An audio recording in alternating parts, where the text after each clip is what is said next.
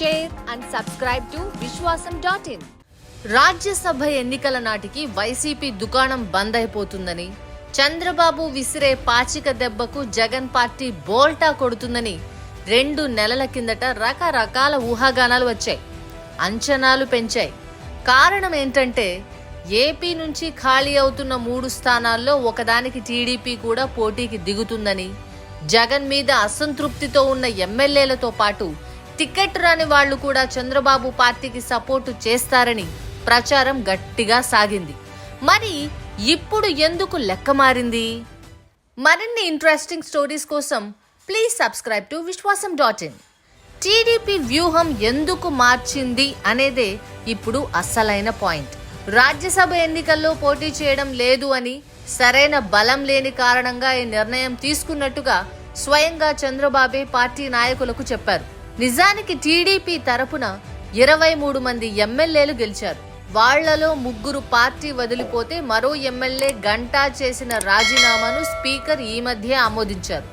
అంటే టీడీపీకి 19 మంది సభ్యుల బలముంది. అయినా జగన్ పార్టీలో టికెట్ రాని ఎమ్మెల్యేలు 25 మందికి పైగా ఉంటారు.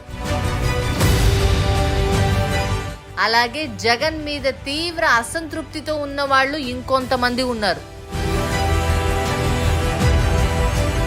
వీళ్ళందరినీ కలుపుకుంటే ఓ రాజ్యసభ సీటు గెలవడం పెద్ద కష్టం కాదు.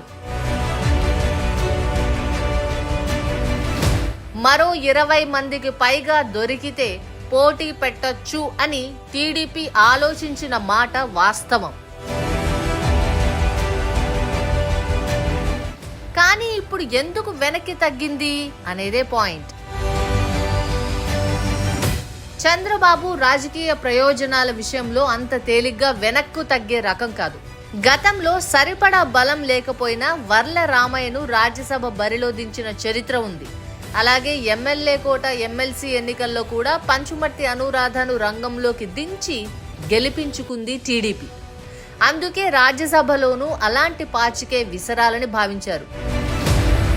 కానీ జగన్ వ్యూహం చూసి వెనక్కి తగ్గినట్టుగా కనిపిస్తున్నారు.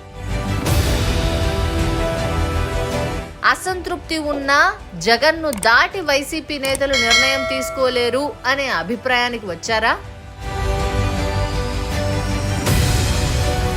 తీరా అభ్యర్థిని పెట్టిన తరువాత ఓడిపోతే అభాసుపాలవుతామని చంద్రబాబు భయపడ్డారా? జగన్ ఢిల్లీ టూర్ తర్వాత బీజేపీతో పొత్తు విషయం ఇంకా క్లారిటీ రాలేదు. ఇలాంటి పరిస్థితుల్లో తేడా వస్తే మొత్తం బొమ్మ తిరగబడుతుందనే ఆందోళన. ఇలా ఇన్ని కారణాలతో చంద్రబాబు రాజ్యసభ ఎన్నికల నుంచి తప్పుకోవాలనే నిర్ణయం తీసుకున్నారు. దీని వెనుక ఓ సందేశం కూడా ఉంది.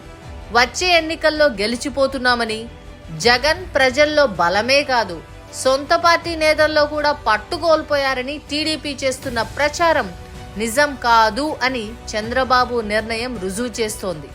అంటే వైసీపీని ఢీకొట్టడం టీడీపీకి అంత సులభం కాదు అనే సంగతి చంద్రబాబుకు తెలుసు అనుకోవాలి. రాజ్యసభ ఎన్నికల్లో ఏపీ రాజకీయం రంగు బయటపడిందా? మీ అభిప్రాయాన్ని కమెంట్స్ లో చెప్పండి.